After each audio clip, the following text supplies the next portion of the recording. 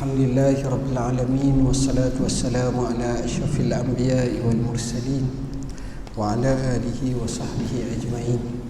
Subhanaka la ilma lana illa ma 'allamtana innaka antal alimul hakim. Wa la hawla wa la quwwata illa billahil aliyyil azim. Amma ba'd. Kita mulakan dengan Safinatun Najah, muka surat 71. Qala al-musannifu rahimahullahu ta'ala wa nafa'ana bi'ulumihi. Faslun al-haid wan nifas. Fasal pada menyatakan tentang haid dan nifas. Aqallul haidi yawmun wa laylatun wa ghalibuhu sittun aw sab'un wa aktsaruhu 15 yawman bilayaliha. Aqallut tuhri bainal haidataini 15 yawman wa ghalibuhu 24 yawman aw 23 yawman wala hadda li aktsarih. Aqallun nifasi majjatun wa ghalibuhu 40 yawman wa aktsaruhu 60 yawman. Tempoh masa paling singkat bagi haid adalah sehari semalam. Sehari semalam maknanya 5 waktulah dia tinggal semayang. Tempoh kebiasaan bagi haid adalah 6 atau 7 hari. Boleh jadi 3 hari, 4 hari, 5 hari, tak kira lah. Tapi ghalibnya 6 atau 7 hari, seminggu. Manakala tempoh masa paling lama bagi haid ialah 15 hari siang dan malam. Ni mazhab kita Syafi'i rahimahullah ta'ala, 15 hari je, separuh lah. Okey. Tempoh suci paling singkat bagi antara dua haid adalah 15 hari. Sebab dia setengah bulan. Maknanya walaupun datang haid banyak sampai 16 hari, 17 hari, 2 hari tu dikira istihadah, makna suci. Dia kena minimum paling suci pun 15 hari. Manakala tempoh kebiasaannya adalah selama 24 hari. Sebab dia ambil 6 hari atau 7 hari haid. Jadi suci dalam 24 hari atau 23 hari. Dan tempoh paling lama tiada had baginya.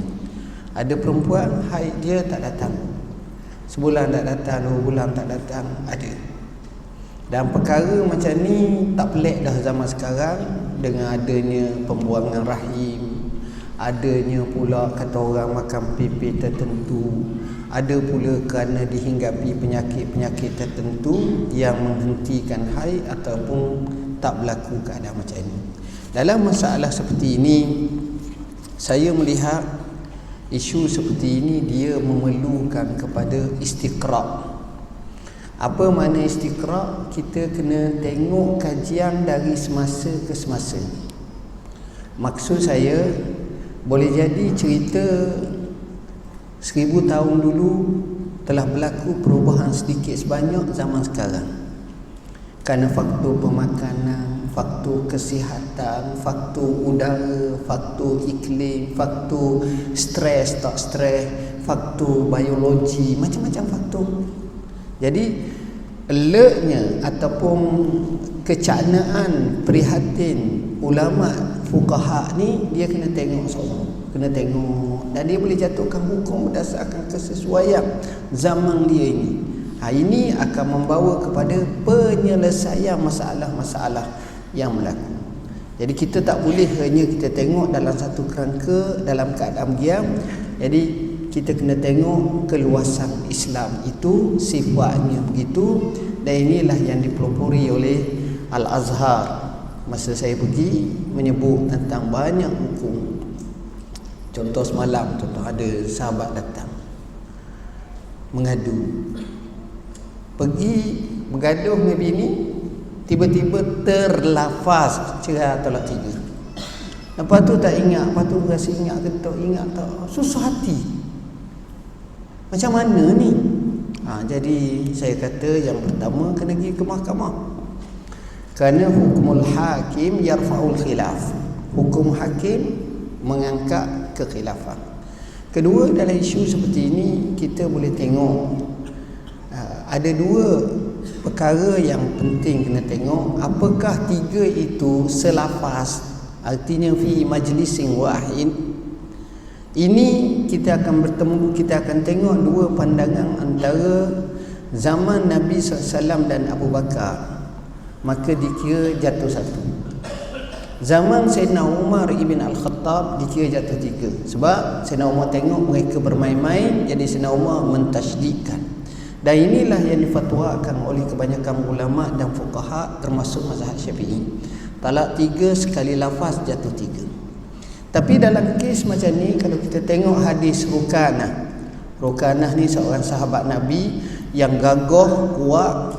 Dia pernah bergusti dengan Nabi. Nabi kata, Rukanah, kalau aku boleh jatuhkan kau, kau nak masuk Islam tak? Dia kata boleh, lawan tu. Lawan sekejap je, rebah dah dia. Dia tak puas hati, minta sekali lagi ulangan. Sama juga. Akhirnya dia mengucap asyhadu an la ilaha illallah wa asyhadu anna Muhammadan. Tapi dia ni jenis orang panah barang mungkin. Jadi satu hari dia bergaduh dengan bini dia, dia cerai talak tiga. Bini dia pun rasa sesal, rasa sedih sebab dia rasa dia nak satu je. Dia pergi ke Rasulullah SAW. Nabi pun kata, ya Rukanah, ma aradta illa talqah wahidah. Dia kata, ya, ma aradtu illa talqah wahidah. Maka kata Nabi SAW, maka kamu boleh rojak isteri kamu jatuh satu. Masalah ini kata Syekhul Azhar, Syekh Ahmad Tayyib, dia kata fatwa tentang hal ini sudah 90 tahun. Lebih 90 tahun Azhar telah mempopularkannya. Dan ini yang berlaku. Di mana mengambil pandangan Syekh Muhammad Abduh apabila cerita tentang banyak sangat kerana mungkin kejahilan, mungkin kerana kemarahan yang melampau, maka jadi macam tu. Tapi saya kata walau macam mana pun, ini bukan bidang kuasa saya. Kuasa ni, perkara-perkara macam ini akan meredakan perasaan orang, akan menyelesaikan banyak isu-isu, termasuklah isu-isu seperti ini.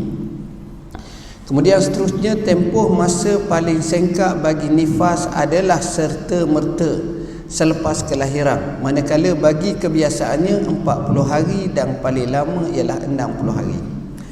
Kita kena pecahkan satu mental block, pemikiran setengah orang Melayu kampung kita. Setengah, bukan semua, sebahagian.